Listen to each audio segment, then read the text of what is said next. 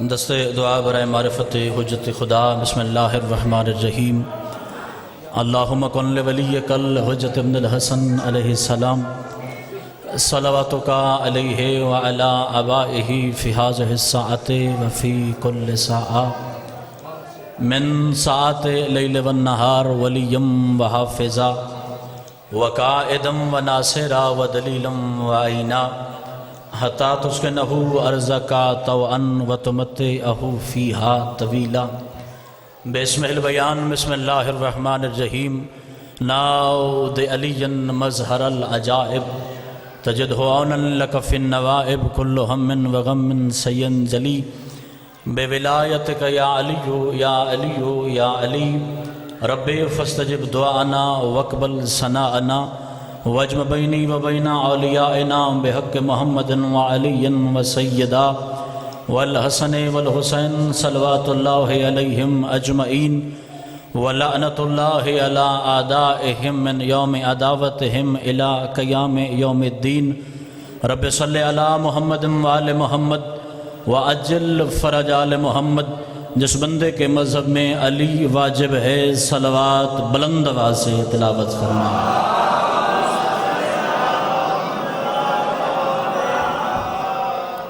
کافی ساری تعداد میں سادات و مومنین تشریف فرمائیں، جو حاضر ہے وہ صلوات بلند آواز سے تلاوت فرمائیں۔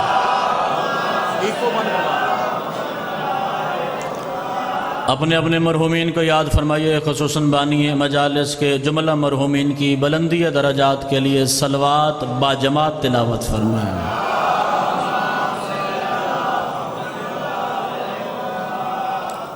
کافی سارے مومنین تشریف فرمائیں، اکثر بندے غافل بیٹھیں، ایک صلوات اپنے امام کے ظہور کے لیے واجب سمجھ کے بلند آواز سے تلاوت فرمائیں۔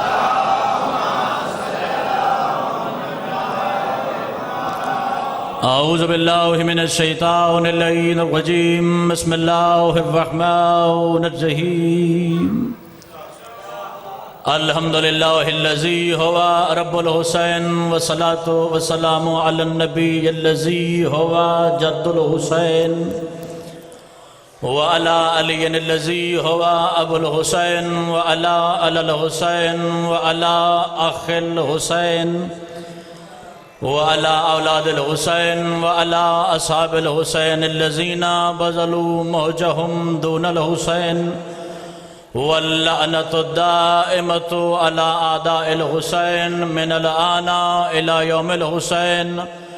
اما بعد فقال اللہ تبارک وتعالی فی کتابہ المجید بسم اللہ الرحمن الرحیم۔ فإن اللہ یأتی بالشمس من المشرق فأت بها من المغرب۔ صلوات بلند آواز سے تلاوت فرمائیں۔ ایک ایسی صلوات پڑھیں جس سے تھکاوٹ نہیں، علی کی ولایت نظر آئے۔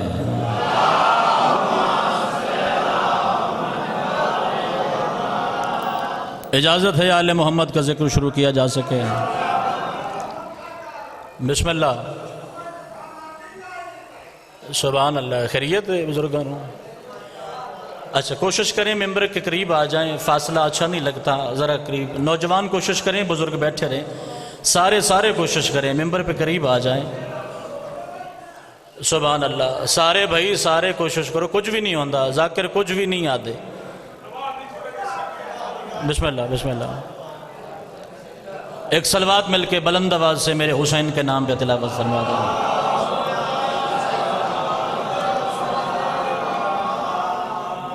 توجہ شامل حال ہے، گفتگو کا آغاز کیا جائے۔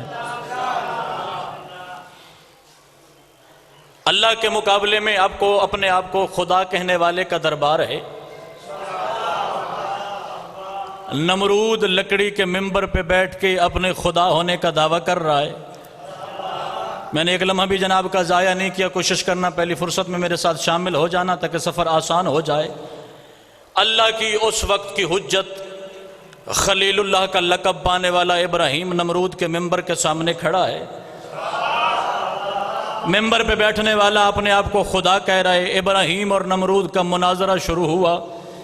جب بندہ مجلس اعضاء میں عقیدت سے حاضر ہے، پہلے جملے سے اندازہ ہو جائے گا مجھے کتنی دیر کس نوعیت کی گفتگو کرنی ہے۔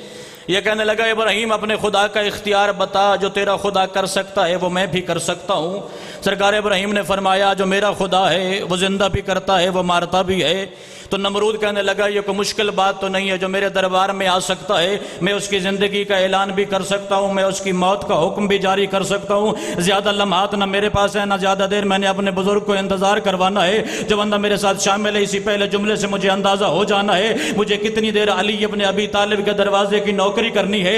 جب ابراہیم اور نمرود کی باتیں طویل ہو گئی تو سرکار ابراہیم نے فرمایا اپنے آپ کو میرے خدا کے مقابلے میں رب کہلانے والا فَإِنَّ اللَّهَ يَأْتِي بِالشَّمْسِ مِنَ الْمَشْرِقِ فَأْتِ بِهَا مِنَ الْمَغْرِبِ، فرمایا جو میرا خدا ہے وہ سورج مشرق سے چڑھاتا ہے، اگر تو میرے خدا کے مقابلے میں اپنے آپ کو رب سمجھتا ہے تو یہ سورج ذرا مغرب سے نکال، یہ سورج ذرا مغرب سے نکال، یہ سورج ذرا مغرب سے نکال۔ حضرت ابراہیم کا دعویٰ ختم ہوا، اس کی زبان اس کے دانتوں کے زندان میں بند ہو گئی۔ یہ کہنے لگا ابراہیم میں نہیں کر سکتا، یعنی حضرت ابراہیم نے فیصلہ کر دیا جو سورج مشرق سے نکالے یا سورج مغرب سے نکالے وہ بندہ نہیں ہوتا وہ رب ہوتا ہے، وہ بندہ نہیں ہوتا وہ رب ہوتا ہے۔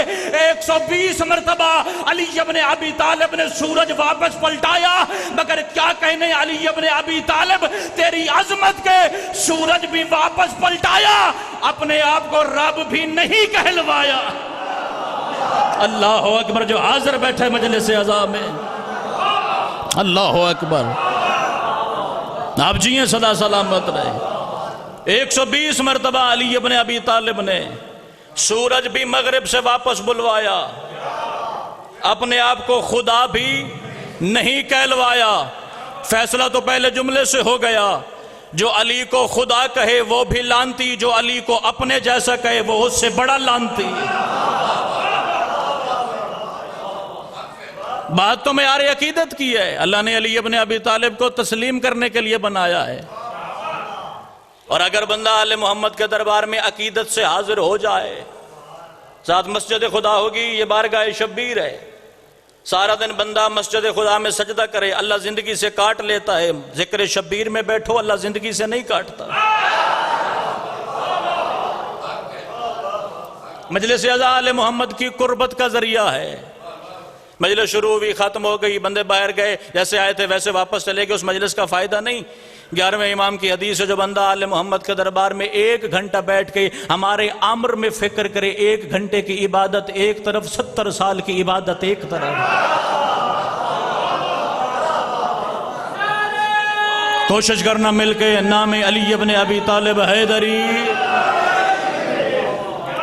زیادہ بندے بول پڑے ہیں، 2-4 بندے پریشان ہیں، کوشش کروں ان کو بھی شامل کروں۔ پتہ میدان قیامت میں لگے گا مجلس شبیر کروانے کا فائدہ کیا ہے، مجلس شبیر میں بیٹھنے کا فائدہ کیا ہے، مجلس شبیر میں سانس لینے کا اجر خدا نے کیا رکھا ہے۔ اللہ کی کائنات کا ہر بندہ میدان محشر میں اپنا امام ڈھونڈے گا، حسین ابن علی اپنا عزادار ڈھونڈے گا، یا حسین کا ماتمی کھڑا ہوگا، یا حسین کا عزادار کھڑا ہوگا، یا حسین کا جلوس نکالنے والا کھڑا ہوگا۔ حسین ابن علی میدان محشر میں اپنے محب اور عزاداروں کو اپنی مجلس سنائیں گے۔ جو بندہ مجلس عزا میں حاضر ہے، اس کی سماعت میرے لفظوں سے ٹکرا رہی ہے، اسے دعوت فکر دینے چلا ہوں۔ اس وقت اللہ کہے گا میری جنت کے 8 دروازے کھول دو، جنت کے ہر دروازے سے 2 فرشتے باہر نکلیں گے، وہ آ کے حسین کے ماتمی کی کلائی پکڑیں گے۔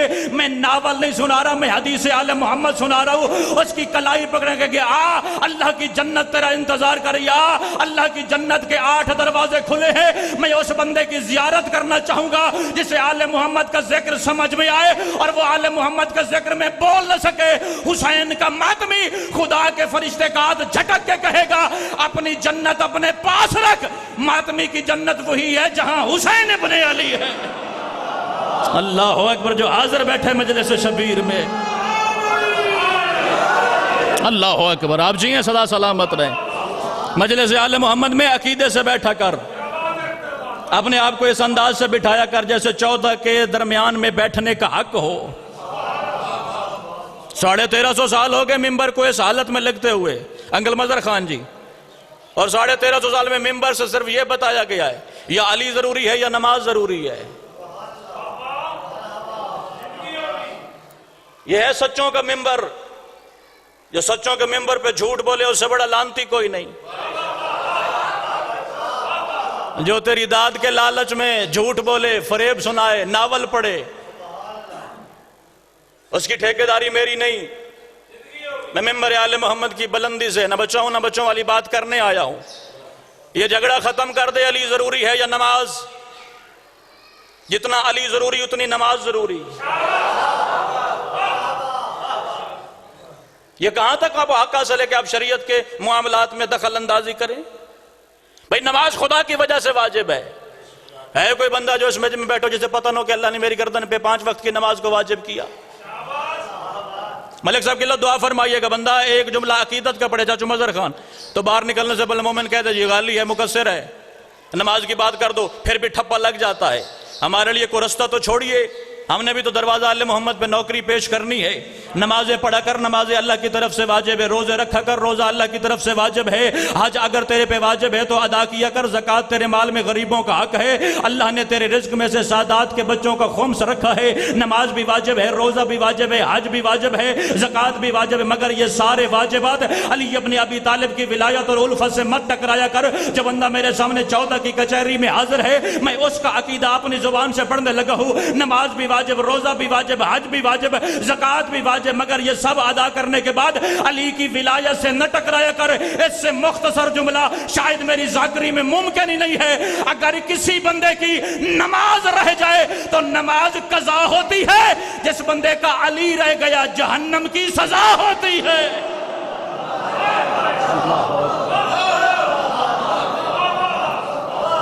کیا بات ہے آپ کے خوبصورت تبسم کی. بھائی نماز فروع ہے، علی اصل ہے.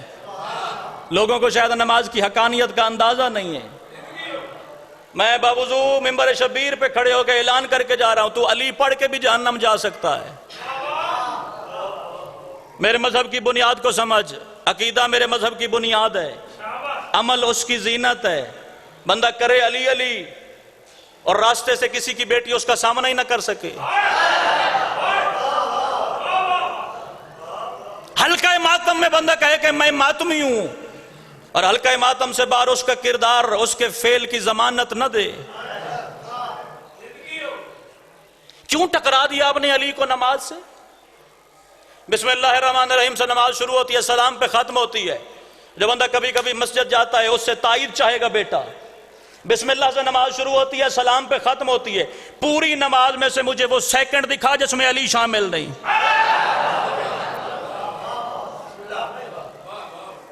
ایک قدم کے بعد قبر ہے، قبر میں کرسی لگنی ہے علی ابن ابی طالب کی. جسے یقین ہے کہ قبر میں علی آتا ہے بولے گا میرے ساتھ.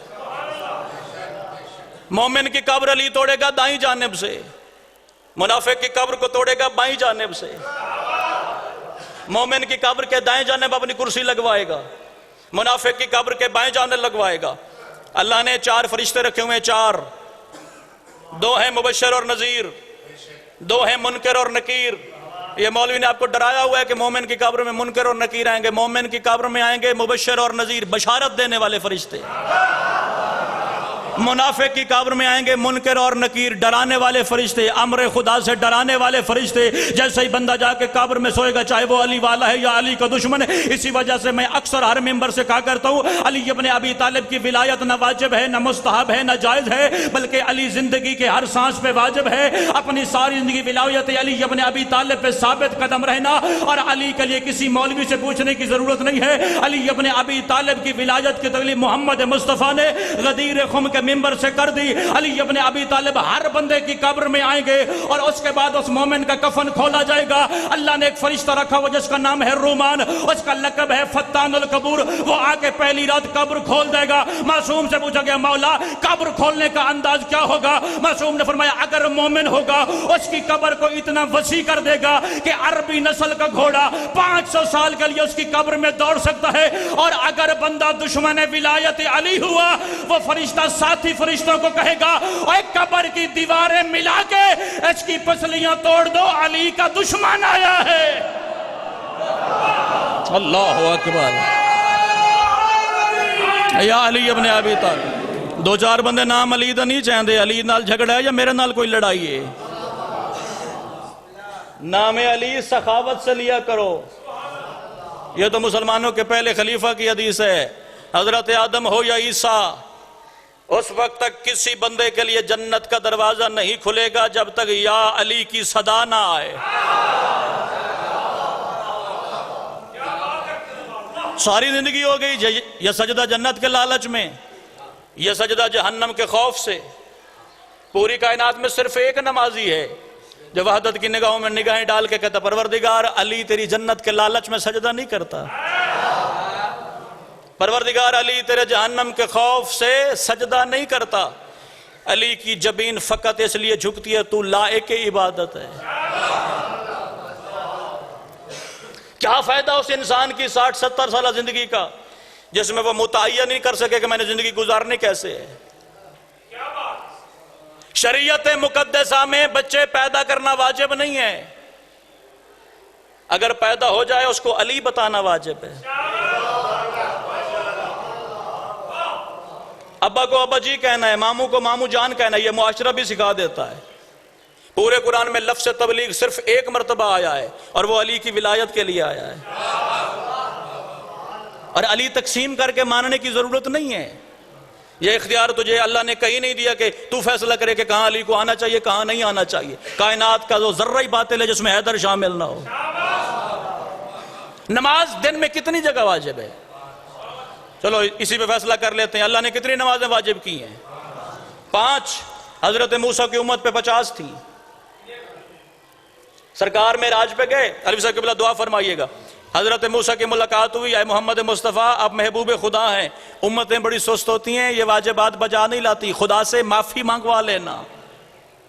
بارگاہ خدا میں سرکار مصطفیٰ نے التجا کی، پروردگار امتیں بڑی سست ہیں، 50 نمازوں میں تخفیف نہیں ہو سکتی۔ ذات خدا کی آواز ہے، آپ میرے محبوب ہیں، پہلی مرتبہ کچھ مانگا ہے 25 کر دوں؟ سرکار مصطفیٰ نے فرمایا میری امت بڑی نفیس ہے، کوئی تھوڑی اور آسانی نہیں ہو سکتی؟ تو آواز پروردگار 10 کر دوں؟ جو بندہ مجلس اعزا میں حاضر ہے یا لنگر کر کے آئے بیٹھا یا جا کے لنگر کرنا ہے اس واسطے بولنا واجب ہے، یا اللہ کی آواز ہے یا محمد مصطفیٰ تو نے سفارش کی اپنی امت کی، بس آپ 5 کے صدقے ان پہ بس 5 نمازیں واجب، 5 کے ناموں کی 5 نمازیں پکے ہو کے بویا جے میں فیصلہ تو اڈے نال کرنا ہے، 5 کے نام کی 5 نمازیں واجب۔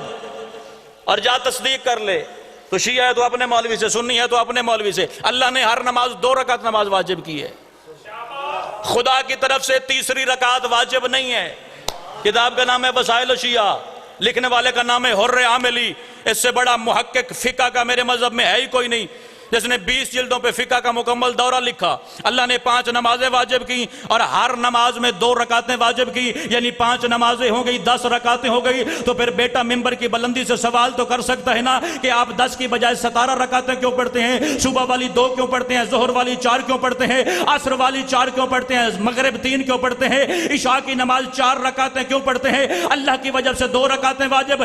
ظہر کے وقت سرکار حسن دنیا میں آئے، 2 اللہ کی وجہ سے واجب، 2 استقبال حسن میں واجب۔ عصر کے وقت سرکار حسین دنیا میں آئے، 2 اللہ کی وجہ سے واجب، 2 شبیر کی وجہ سے واجب۔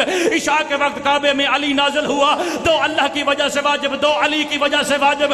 مغرب بی بی کا حق ہے، مرد کا حصہ دوگنا، مستور کا حصہ آدھا، مغرب میں 2 اللہ کی وجہ سے واجب، 1 سیدہ کی وجہ سے واجب۔ اور تو ڈوب کے مر نہیں جاتا، صبح سے لے کر رات تک 7 رکعتیں علی کے بچوں کی وجہ سے پڑھ کے پھر مولوی سے سوال کرتا ہے علی آئے باطل تو نہیں ہو جائے گی؟ بولی جی حق علی ابن ابی طالب واسطے بول سکتے ہیں۔ اللہ اکبر، 7 رکعتیں علی کی بچوں کی وجہ سے پڑھتا ہے۔ یہی وجہ ہے جب گھر میں ہوتے ہیں تو نماز مکمل ہوتی ہے، اللہ کا واجب واجب رہتا ہے۔ جب سفر میں جاتے ہیں اللہ کا واجب واجب، مصطفیٰ کا واجب ساقط ہو جاتا ہے۔ کلیہ بنا لیا مصطفیٰ نے کہ گھر میں پوری پڑھنی ہے، سفر میں آدھی۔ نماز مغرب کا وقت ہوا، اختیار پڑھنا ہے میں نے محمد مصطفیٰ کی بیٹی کا۔ نماز مغرب کا وقت، رسول کو وہ فرمان یاد تھا کہ گھر میں پوری، سفر میں آدھی۔ ارادہ کیا کہ 3 کی بجائے 2 رکعت کی نیت کروں مغرب کی نماز۔ یا عرش اولا سے جبریل زمین پہ آئے، اے محمد مصطفیٰ مغرب میں قصر کی گنجائش نہیں چونکہ یہ حق فاطمہ ہے۔ اللہ اکبر، جو حاضر بیٹھے مجلس اعزا میں جملہ تو اسی کے حوالے ہی کر سکتا ہوں نا میں۔ مغرب ہے بطول کا حق، اس میں معافی مصطفیٰ کو بھی نہیں۔ لوگ سوال کرتے پھرتے ہیں کہ اللہ کے نور کے 14 حصے ہوئے، ان میں سے 13 مرد کیسے، ایک مستور کیسے؟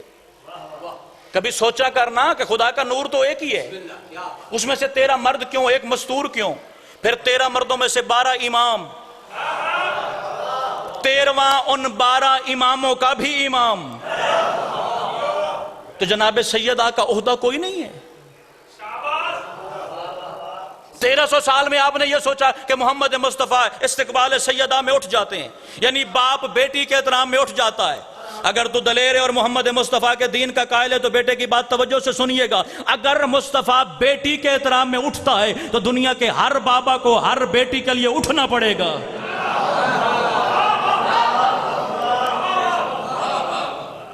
ہر باپ کو بیٹی کے لیے اٹھنا پڑے گا۔ پھر تو کہے گا کہ یہ بیٹی سمجھ کے نہیں اٹھتے، خدا کی حجت سمجھ کے اٹھتے ہیں۔ اور کیا اختیار ہے میری سیدہ کا، اس معظمہ کے دروازے کی حقیقت کوئی نہیں جانتا۔ یہ گھر منسوب ہے سیدہ کے بیٹے سے، جس میں آپ اب تشریف فرما ہے۔ اس کا احترام ملتا ہے چوکھٹ سیدہ سے، اور چوکھٹ سیدہ پہ مانگنے کون آتا ہے؟ جبرائیل، اسرافیل، میکائیل، عزرائیل۔ چلو ایک لمحہ اور دیجئے گا، حضرت جبریل کا کام کیا ہے؟ خصوصی توجہ، حضرت جبریل کا کام ہے، آدم ہو یا محمد، اس وقت تک خدا کا پیغام نہیں پہنچتا جب تک جبریل وسیلہ نہ ہو۔ دنیا میں جہاں بھی کوئی مخلوق خلق ہو رہی ہے اس میں وسیلہ جبریل کا ہے۔ جبریل مخلوق خدا کے اوپر، خدا اور مخلوق کے درمیان میں واسطہ۔ اسرافیل کا کام کیا ہے؟ اللہ کی کائنات میں جہاں جہاں جس کے پاس روٹی پہنچتی ہے، رزق پہنچتا ہے، رزق خدا کا ہے، پہنچاتا اسرافیل ہے۔ ایک لمحہ اور رکیے گا، جبرائیل، اسرافیل، اگلا ہے عزرائیل۔ دنیا میں جہاں بھی کوئی مرتا ہے، 1 مرے، 500 مرے، 1000 مرے، لاکھ مرے، مارنے کا وسیلہ عزرائیل۔ یہ جو زمانے کو رزق بھی دے رہے ہیں، زمانے کو خلق بھی کر رہے ہیں، زمانے کو مار بھی رہے ہیں، بطول کے دروازے پہ کبھی فقیر بن کے، کبھی یتیم بن کے، کبھی اسیر بن کے۔ مجھے ایک دن شاہراہ رسول نجف اشرف میں جناب جبریل سے ملاقات ہو گئی۔ میں نے جبریل کے قدموں پہ ہاتھ رکھ کے پوچھا، میں نے تو سنا ہے کہ اللہ کے فرشتوں کو بھوک نہیں لگتی، اللہ کے فرشتوں کو پیاس نہیں لگتی، آپ تو کھانے سے اولا ہے، جب آپ کو بھوک نہیں لگتی تو آپ میری سیدہ کے دروازے پہ کبھی فقیر بن کے آتے ہیں، کبھی یتیم بن کے آتے ہیں، کبھی اسیر بن کے آتے ہیں۔ تو جناب جبریل نے فرمایا، جا کے علی ابن ابی طالب کے شیعوں کو پیغام دے دینا، جنہیں بھوک نہیں لگتی وہ تو جناب سیدہ سے مانگتے ہیں، تمہیں علی سے مانگتے ہوئے موت کیوں پڑ جاتی ہے؟ اللہ اکبر، اللہ اکبر۔ علی ابن ابی طالب سے مانگنا دراصل خدا سے مانگنا، علی کی چوکھٹ پہ سوال کرنا دراصل دروازے خدا پہ سوال کرنا۔ خدا اور مخلوق کے رابطے کا نام ہے آل محمد۔ معصوم نے فرمایا، ہمارے 2 رخ ہیں، 2، ایک رخ میں ہم مخلوق جیسے ہیں، دوسرے رخ میں ہم خالق جیسے ہیں۔ جب ہمارا رخ مخلوق کی جانب ہوتا ہے تو لوگ ہمیں اپنے جیسا سمجھ لیتے ہیں، جب ہمارا رخ وحدانیت کی جانب مڑتا ہے تو لوگ ہمیں خدا سمجھ لیتے ہیں۔ خدا کی قسم کم ظرف ہے بندہ جو علی ابن ابی طالب کو خدا کہے یا سوچے۔ ہر مذہب کے پاس خدا کے نام کی فقط دعویٰ ہے، میرے مذہب میں اس کی دلیل ہے۔ یہ ممبر علم کے لیے سجتا ہے، ناول اور کہانیوں کے لیے نہیں۔ اگر تمہیں علی ابن ابی طالب سے محبت ہے تو وحدت کا دروازہ پامال کر کے نہ جانا، علی رخ پھیر لے گا۔ تمہیں محبت ہے خدا سے، علی کو عشق ہے خدا سے۔ اور آل محمد کی حقانیت کو سمجھنے کے لیے صرف سر تسلیم خم کا اعلان ہے کہ جہاں تک تمہیں سمجھ آئے مانتے جاؤ، خبردار انکار نہ کرنا۔ بندے مجلس تو بعد مفتی بن کھلوندن چوک، فلاں ذاکر صاحب نے فلاں روایت غلط پڑھ دیتی ہے، تیرے عقل پہ پرکھا جائے گا علی۔ ایک بندہ سرکار صادق کی محفل میں مل کے صلوات ہو امام کی ذات پہ، تولیے گا اپنا عقیدہ اس جملے کے بعد حدیث معصوم سنانے لگا ہوں، مولا ہم نے سنا ہے کہ لوگ آپ سے منسوب کر کے غلط روایتیں پڑھتے ہیں۔ معصوم نے فرمایا کیا کہتے ہیں؟ کہ صادق دن کو رات، رات کو دن کہتا ہے۔ نہیں مولا یہ تو نہیں کہتے. سرکار نے فرمایا اگر کوئی ہمارا نام لے کہ یہ کہے مان لینا، ہو سکتا ہے ہم نے کہا ہو. اگر حجت دن کو رات کہے تمہیں ماننے کا حکم ہے. اگر حجت کہے رات نہیں دن ہے، آپ کو ماننے کا حکم ہے. کبھی قرآن کی آیت پرکھی ہے کہ آیت سچی ہے یا نہیں؟ پھر علی کے بارے میں سوال کیوں؟ کیا علی آیت اللہ الکبریٰ نہیں ہے؟ کیا علی حقیقت قرآن نہیں ہے؟ لوگوں نے سمجھا ہی نہیں علی ابن ابی طالب کو. اپنی جیب میں پیمانہ رکھ لیا، علی کا قد اتنا ہے، علی کا قد اتنا ہے، علی کا قد اتنا ہے. اس زمانے میں وہ پیمانہ خلق ہی نہیں ہوا جو علی کے قد کو ماپے. ایک بندے جماعت ایک آئی چوتھے اور پانچویں امام کے پاس. صحیفۃ الابرار سے ایک روایت نقل کر دو. دونوں امام بیٹھے ہیں. ایک امام جوان ہے، دوسرے امام کی عمر 7-8 سال ہے. مولا سجاد، مولا باقر، مولا ہم آپ کے بڑے عارف ہیں. مولا نے فرمایا عارف ہو انکار تو نہیں کرو گے؟ مولا ہم انکار کا سوچ ہی نہیں سکتے. مولا نے فرمایا آنکھیں بند کرو. آنکھیں بند کی. آنکھیں بند کرنے کے بعد دیکھا باقر سجاد ہو چکے تھے، سجاد باقر ہو چکا تھا.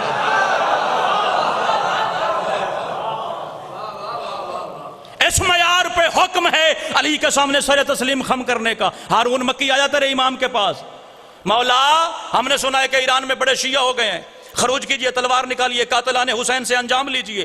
امام نے فرمایا ہمارے ناصروں کی تعداد کم ہے. مولا ایران میں لاکھوں ہیں. مولا نے فرمایا امتحان دو گے؟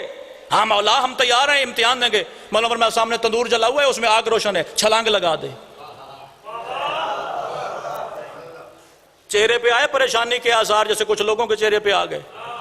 اللہ کہتے مولا ہم نے آپ کو اس لیے مانا تھا کہ جہنم کی آگ سے بچائیں گے. مولا آپ تو جیتے جی جلانے لگے ہیں. معصوم نے فرمایا جو ہمارے سامنے سوال کرے وہ ہمارا نہیں ہوتا. جو بندہ اب تک میری مجلس میں حاضر بیٹھا اور اس نے ذکر سنا ہے، اس کو زینہ بنا کے معرفت کا تیرے دل میں علی ابن ابی طالب کی موجود ولایت کے دریا کو موجزن کرنے چلا ہو. یہ ساری باتیں ہو رہی تھی. مولا کا ایک نوکر ہے ہارون مکی، اس کا نام ہے. اس کے دائیں ہاتھ میں ایک چھوٹا سا بیٹا، اس کی انگلی تھامے مولا کی محفل میں داخل ہو. سرکار نے فرمایا ہارون مکی جلدی کر اس تندور میں چھلانگ لگا، جلدی کر اس تندور میں چھلانگ لگا، جلدی کر اس تندور میں چھلانگ لگا. ہارون مکی ہاتھ بند کرتا مولا اکیلے یا بچے بھی بلا لوں؟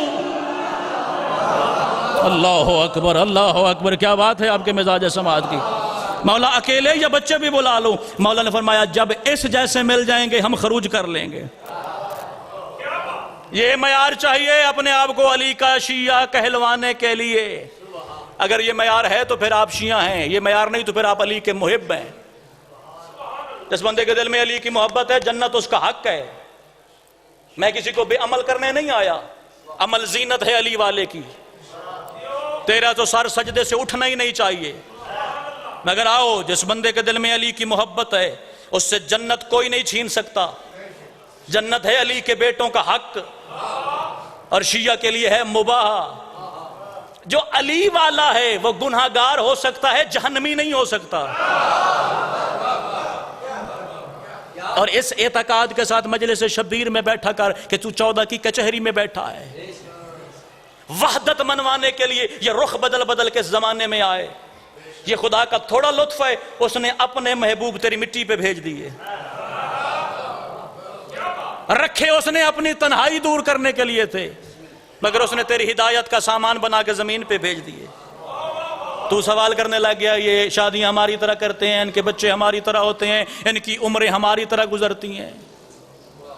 یہ خدا کا نور ہے، وہ جیسے چاہے ان کو ظاہر کر دے. تو ان کی ان کیفیات کو مت سوچا کر. تھوڑی سی زندگی ہے، 40 سال 50 سال سا. ویسے بھی معصوم کا فرمان ہے داڑھی سفید ہونے سے بندہ عقل مند نہیں ہوتا، جب عقل مکمل ہو جائے تو عقل مند ہوتا ہے. ذہین ہے وہ بندہ جو اس زمانے میں بت چھوڑ کے علی کو امام اپنا لے. اور یہ بھی میرے مالکوں کا فرمان ہے کہ کسی کو علی زیادہ نصیب، کسی کو علی تھوڑا نصیب. اگر تجھے زیادہ نصیب ہے تو سنبھال کے رکھ، علی چھپانے والا ہے، بتانے والا نہیں. اگر تجھے معرفت خدا نے علی ابن ابی طالب کی عطا کی ہے تو زمانے پہ روب نہیں جھاڑنا. معصوم نے فرمایا اگر ہماری ولایت تمہیں نصیب ہو جائے تو ہمارے کمزور شیعہ کو پاؤں کی ٹھوکر مت مارنا، ہو سکتا ہے اس کا رتبہ بڑا ہو. میں ایک مثال پیش کر دوں، میں ممبر خالی کرنا چلا ہوں، میں صاحب مجھ سے بہتر شخصیت تشریف فرمائے وہ سنائیں گے آپ کو. جناب ابوذر اور سلمان کو محبت علی کے رشتے میں بھائی رسول نے بنایا تھا. یہ ہمارے اور آپ کی طرح بھائی نہیں بنے تھے کہ سامنے آ گئے تو بھائی جان، رخ پھرا تو لفظ بدل گئے. ان کو الفت علی میں بھائی رسول نے بنایا تھا. اور لقد اخاہما رسول اللہ، ان دونوں کو رسول نے بھائی بنایا. اور بھائی کا معیار کیا ہے؟ جو خود پہنے دوسرے کو پہنائے، جو خود کھائے دوسرے کو کھلائے، جو سہولت میسر ہو وہ دوسرے تک پہنچائے، پھر تم بھائی ہو. ان دونوں کو بھائی رسول نے بنایا. اور ایک دن مدینے والوں نے ایسا بھی دیکھا کہ ابو ذر گلی میں کہہ رہا تھا، اللہ سلمان کے قاتل پہ رحم فرما. یعنی جو سلمان کو قاتل کر دے تو اس کو بخش دے. بندے نے کندھا ہلایا، آپ کو رسول نے سلمان کا بھائی بنایا، آپ سلمان کے قاتل کے لیے رحم کی بھیک مانگ رہے ہیں. فرمایا میں نے عجیب منظر دیکھا. ابو ذر کیا دیکھا؟ فرمایا میں سلمان کے گھر کے سامنے سے گزرا، دروازہ کھلا ہوا تھا، میں نے جھانک کے دیکھا سلمان کھانا بنا رہا ہے، اور جہاں آگ جلانی تھی یہ آگ سلمان کے قدم سے نکل رہی تھی. جگر دی صدا وے یا علی ابن ابی طالب. یہ تو جادوگر ہے، یہ کہاں کا عاشق مصطفیٰ ہے. سرکار نے فرمایا یہاں رک کے فیصلہ نہ کر، آؤ علی کی محفل میں چلتے ہیں، جا کے علی سے فیصلہ. مجھے نہیں پتا میرے سامنے کون بیٹھا ہے، کوئی سید بیٹھا ہے، غیر سید بیٹھا ہے. یہ حسین علیہ السلام کا دربار سجا ہوا ہے. حسین علیہ السلام کے دربار میں جو جہاں جیسا بیٹھتا ہے حسین سب کو ایک نگاہ سے دیکھتے ہیں. جب ابو ذر محفل علی ابن ابی طالب میں پہنچے، سرکار ابو ذر کے چہرے کے حالات عجیب تھے، آنکھیں موت کا منظر پیش کر رہی تھی. علی ابن ابی طالب مسکرا کر، میں ابو ذر کیا دیکھ کے آئے؟ مولا سلمان کے گھر کے قریب سے گزرا، میں نے دروازے سے جھانک کے دیکھا سلمان سالن بنا رہا تھا، جہاں آگ جلانی چاہیے تھی وہاں سلمان نے قدم رکھا ہے، سلمان کے قدم سے آگ نکل رہی ہے، آگ سالن کو جلا رہی ہے، سلمان کے قدم کو تکلیف ہی نہیں ہے. علی ابن ابی طالب نے مسکرا کے فرمایا، ابو ذر یاد رکھ حسد کسی بیماری کا علاج نہیں، تو بھی اگر رتبہ چاہتا ہے دروازہ بطول سے مانگ. اللہ اکبر. جو بول سکتا ہے علی ابن ابی طالب کے ذکر میں. اپنی معرفت میں اضافہ کر، صبح شام مصلی عبادت پہ بیٹھ، بارگاہ خدا سے معرفت علی کا سوال کر. علی پڑھ کے بھی خدا تجھے جہنم ڈال دے گا اگر تیرے کسی عقیدے میں نقص ہوا. اگر عقیدہ پورا نہیں، سجدوں کا حال ابلیس کے سجدے جیسا. اور اگر معرفت مکمل ہے تو ہور جیسا ایک لمحہ کافی ہے. لوگوں کو اندازہ نہیں ہے حسین علیہ السلام کے کرم کا. اور سے بڑا کوئی مجرم تھا جس نے رخ حسین کا کربلا کی جانب موڑ دیا. اگر توبہ نہ کرتا شاید یزید سے بڑا مجرم ہوتا. 10 محرم کی رات کانپ رہا ہے، جسم پہ لرزہ ہے. یہ مجلس ہے جس میں پڑھ رہا ہوں. یہ ہے مقصد حسین، یہ ہے جس کے نے حسین نے تیری شفاعت کے لیے معیار سجایا ہے. 10 محرم کی رات سوچ رہا ہے اپنے اور حسین کے خیمے کے درمیان، پتہ نہیں شبیر مجھے معاف کریں گے یا نہیں. جب بندہ مجلس میں حاضر بیٹھا ہے، یہی مصائب، یہی فضائل، یہی معرفت کا سمندر، باہر کھڑے ہو کے سوچ رہا ہے شبیر معافی مل سکتی ہے. امام نے فرمایا تو بھائی ہے میرا، آ جا. اللہ تیری معرفت سلامت رکھے، مالک تیری عبادت قبول فرمائے. تیرا رخ نہ بدلتا تو میں جملہ ماتم کرنا پڑتا. کربلا کسی معاہدے کا نام نہیں ہے، کربلا کسی اتفاق کا نام نہیں ہے. مولا آپ کے آنسو قبول فرمائے. بسم اللہ. جس کے سارے نوکر علیہ السلام ہیں، اس کی بہن کوفہ کے بازار میں کر یہ چادر دے دو، میں علی کی بیٹی ہوں. اللہ تیرے یہ آنسو کی عبادت سلامت رکھے. جس کی واجب سمجھ کے اللہ نے رکھی ہے، جس کی جزا جنت. مچھر کا پر بھی بھیگ جائے، اللہ نے واجب رکھی ہے جنت. کوئی اتنی قربانی تو دی ہے حسین ابن علی نے. چلو ایک جملہ عالم زر کا سنا کے زیادہ طویل نہ ہو جائے. کربلا معاہدہ نہیں ہے، کربلا خدا اور حسین کا عشق ہے. حسین کربلا میں کون سی منزل کی بلندی چاہنے کے لیے آئے تھے؟ حسین نے اپنا سارا گھر قربان کیا ہے ماتمی کی شفاعت کے لیے. حسین کی قربانی کا احساس کرنا یہ عالم ذر اول ہے. ابھی کسی کا جسم خلق نہیں ہوا، صرف روحیں خلق ہیں. اللہ نے درمیان میں تاج شفاعت رکھا. میں کوشش کرتا ہوں مصائب وہ پڑھوں جو کربلا کے بعد 9 معصوم اماموں نے پڑھ کے سنایا ہے. میں 10ویں امام کی حدیث سنانے لگا ہوں. درمیان میں تاج شفاعت، ساتھ ایک رجسٹر رکھا ہے کاپی، اس پہ لکھی ہیں کچھ شرطیں. آواز پروردگار میرے نبیو جو یہ تاج شفاعت پہنے گا وہ اپنی امت کو بغیر حساب جنت لے جائے گا. ہر نبی کے دل میں حسرت پیدا ہوئی کہ کاش یہ تاج ہمیں مل جائے. سب سے پہلے ابو البشر حضرت آدم علیہ السلام آگے بڑھے، پروردگار کیا یہ تاج میں بھی پہن سکتا ہوں؟ آواز پروردگار یہ تاج نبوت ہے، کوئی نبی بھی پہن سکتا ہے، مگر آدم یاد رکھ یہ اکیلا تاج نہیں، اس کی کوئی شرطیں ہیں. جب بندہ ماتم کرنے کے لیے بارگاہ حسین میں تشریف فرما ہے، آدم نے رجسٹر کھولا، پہلی شرط پہ آدم کے نگاہ پڑی، اللہ مان نکل کے لکھا ہوا تھا الغربۃ من الوطن، جو یہ تاج پہنے اسے وطن چھوڑنا پڑے گا. اللہ تیرا ماتم قبول فرمائے. جو بارگاہ حسین میں پہلی شرط لکھی ہوئی تھی اسے وطن چھوڑنا پڑے گا. دوسری شرط لکھی تھی 7 سال کی بوڑھی بیٹی 40 حویلیوں میں اکیلی چھوڑنی پڑے گی. اللہ اکبر. ایک ایک نبی آگے بڑھتا ہے، ایک ایک شرط دیکھتا ہے. کسی کی پہلی شرط پہ اللہ مان نکل گئی، کسی کی دوسری شرط پہ اللہ مان نکل گئی. میں زیادہ لمبا نہیں، میں نے 2 منٹ میں ممبر چھوڑ دینا ہے. نبی پیچھے ہٹتے گئے، محمد مصطفیٰ آگے بڑھتے گئے. جس بندے کی اولاد اور خصوصاً بیٹیاں رکھتا ہے اس کے جگر کے قریب آ کے 70 مصیبت کی بھیجنے لگا ہوں. نبی پیچھے ہٹتے گئے، محمد آگے بڑھتے گئے. نبی پیچھے ہٹتے گئے، محمد آگے بڑھتے گئے. محمد نے آپ کے تاج شفاعت کی شرطیں کھولی. پروردگار میں یہ شرط بھی پوری کروں گا، پروردگار میں یہ شرط بھی پوری کروں گا، پروردگار میں یہ شرط بھی پوری کروں گا. اوہ ایسی علاقے والوں، ایک شرط ایسی آئی، محمد کی ہائے نکل گئی. آواز خدائی محمد کیا دیکھا؟ رو کے کہتے پروردگار میری ایک ہی زہرا ہے، وہ دربار تو جاتی ہے، وہ بازاروں کے سفر. اللہ مان جو کرلا سکتا ہے سیدہ کو غم میں، رو رو کے کہتا ہے پروردگار میری ایک ہی زہرا ہے، وہ دربار میں تو جا سکتی ہے، وہ بازاروں کے سفر نہیں کر سکتی. محمد مصطفیٰ کا قدم پیچھے ہٹا، علی ابن ابی طالب کا قدم آگے بڑھا. علی نے محمد کے سامنے ہاتھ باندھے، رو کے کہتا ہے مولا آپ کی بیٹی بھی ایک ہے، اس کا دربار بھی ایک ہے، میری بیٹیاں بھی 3 ہیں، کبھی کوفہ کے بازار، کبھی شام کے دربار.